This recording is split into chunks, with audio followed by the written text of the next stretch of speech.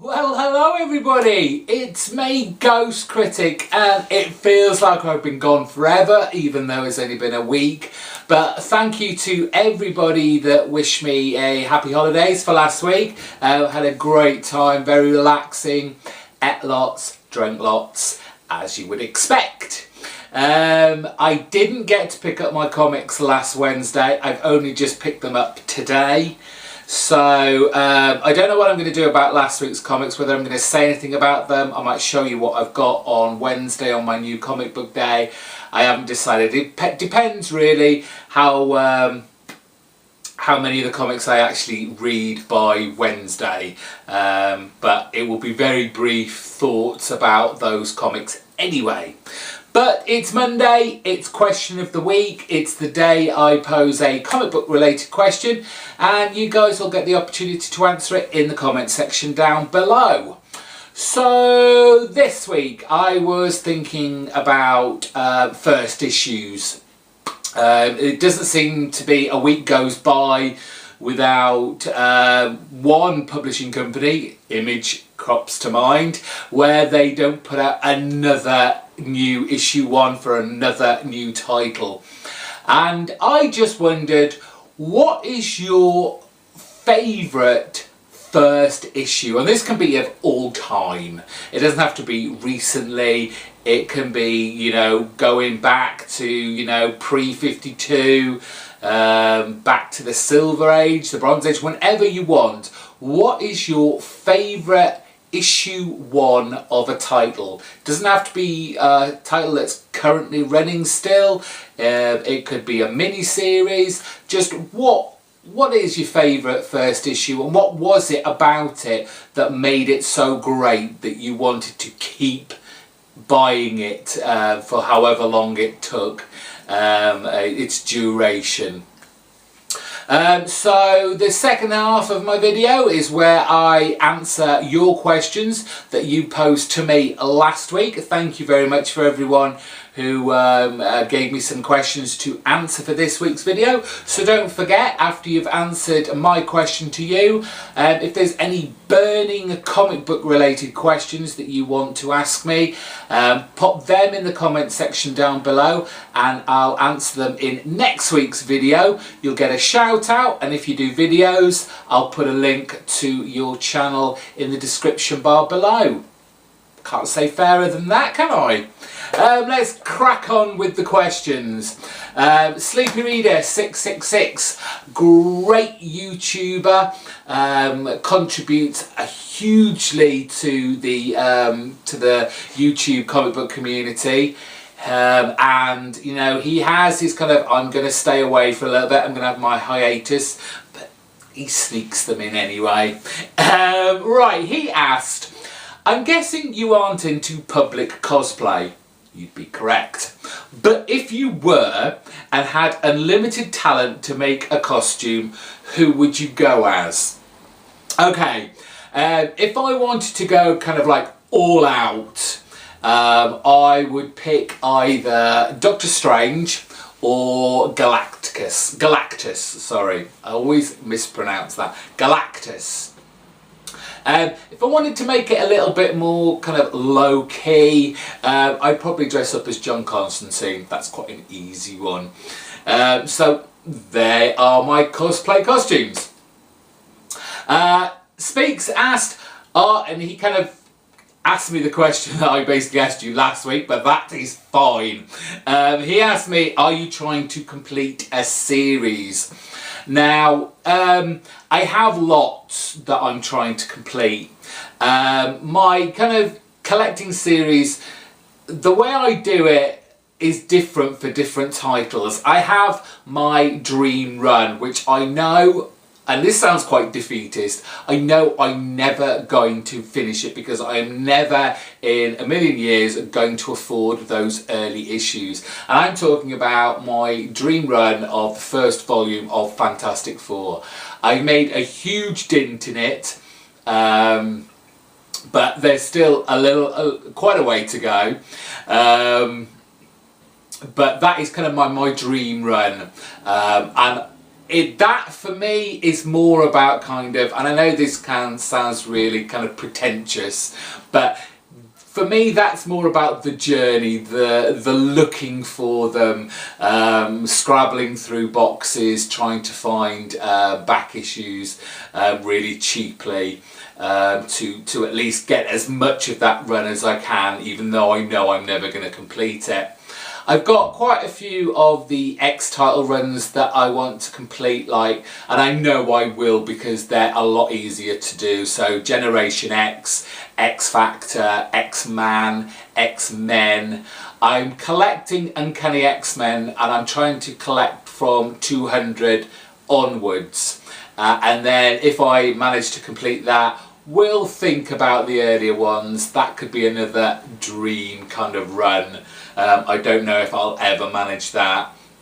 A current one that I'm getting at, you all know that I collect Fables, but I came on kind of like in the, I think it was the late 20s, early 30s issues, and I still got, actually when I went on holiday I found 3 more issues I needed, and now I only need 2 more to complete the current run. And that is obviously issue 1, and I think it's issue 7. I'm not sure, but I've only got 2 more to get from that. There are loads more. I've got my little black book somewhere, and it's got all the numbers that I need for various runs. So there are quite a lot I am trying to complete. Wednesday Serial, another great YouTuber, one of my first subscribers and one of the first people that I subscribed to. He's been incredibly loyal over the years. Thank you very much, Matt. He asked me, what is your favourite and least favourite GhostCritic video? Oh God. Okay, my least favourite, and this is a little bit of a cop-out to be honest, but it was my hiatus video. I hate having to take breaks from doing YouTube videos because obviously I love doing them, or I still wouldn't be doing them now 4 years later. But that took me a long time, despite it's just a load of pictures of me saying, sorry guys, I'm not going to be around for a while. But I really hated having to make that, and obviously it's my least favourite. My most favourite, the videos that I first did when I reached, I think it was it 100 subscribers or my first year anniversary on YouTube? It was one of the other, and I did a Q&A video. I asked for questions, and I really did not think I'd get as many questions as I did. It was way back when I was really popular. When I had loads of hits on my videos. Not that that matters.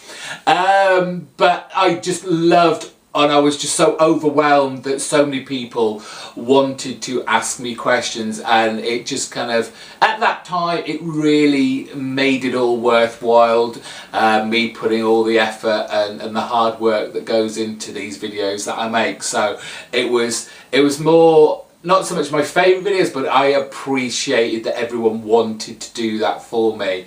I also, what other are my favourite videos? I'm trying to think what else I've done.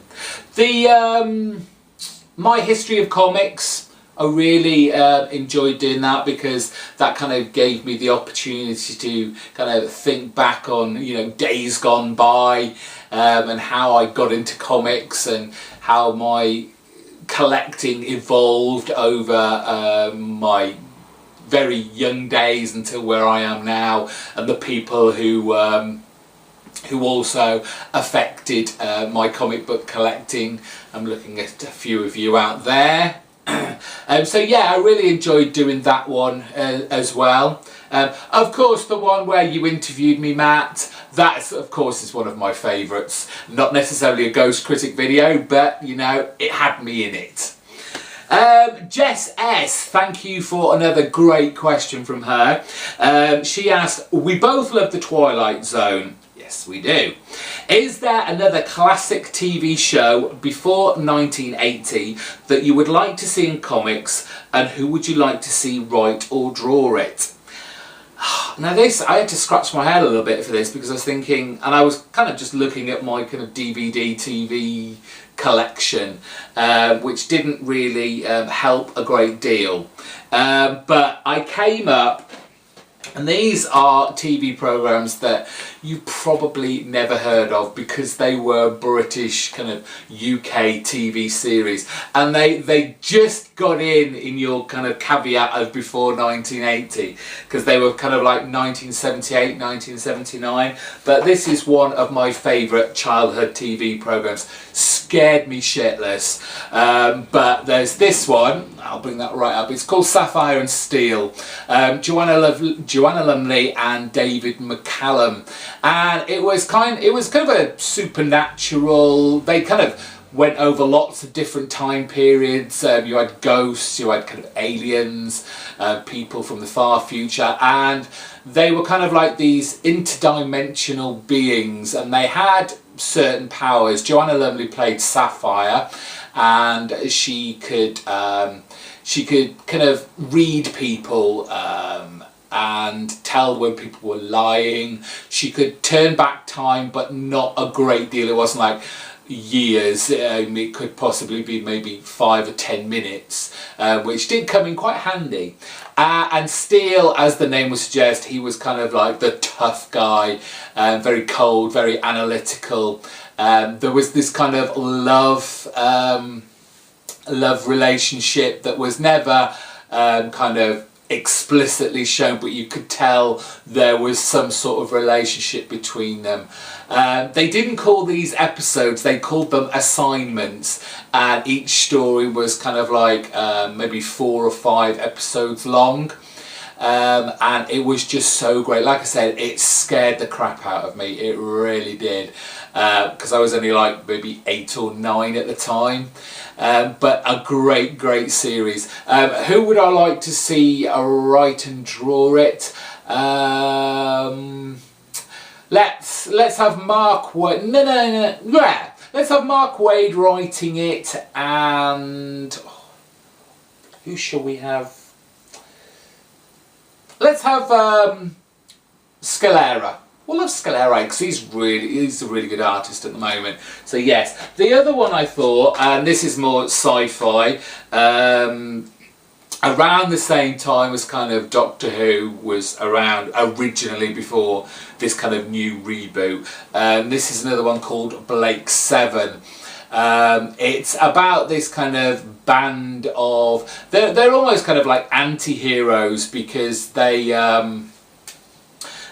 all done some bad things, and they were being taken to this prison planet, but they escape and they decide to become like this kind of a rebel alliance against the Federation, run by Servalan, who is basically a female Darth Vader, but with much better dress sense.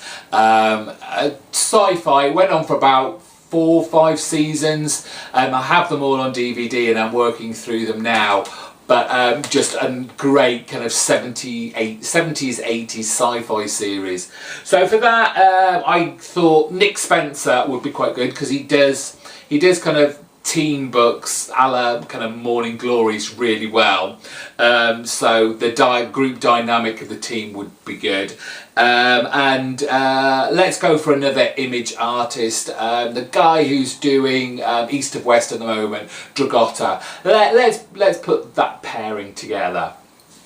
Okay, so last question came from Parker Rizzo, another YouTuber here in the community. He asked me, what story arc do you compare everything to?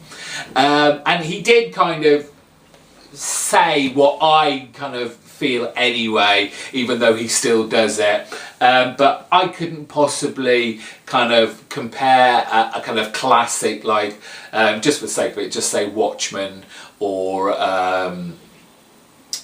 let's see, V for Vendetta, something like that. I couldn't compare everything else I've read to those two. It would be, one, it'd be impossible because there are so many other genres, but I would feel like it's difficult and it's not I don't think it's wise to compare something else to another body of work. One, if it's your favourite, then you're always going to be disappointed. It's never going to live up to your expectations. So I kind of judge things on their own merits rather than kind of, you know, like I say, compare it to something else. So sorry that was a bit of a rubbish answer, but it's the truth. And that's it for the questions this week. Thank you again, everyone who asked me, posed me some questions. I'll look forward to seeing what you're going to throw at me for next week. Until then, I will see you on Wednesday with some new comic books, hopefully. Take care. Bye bye.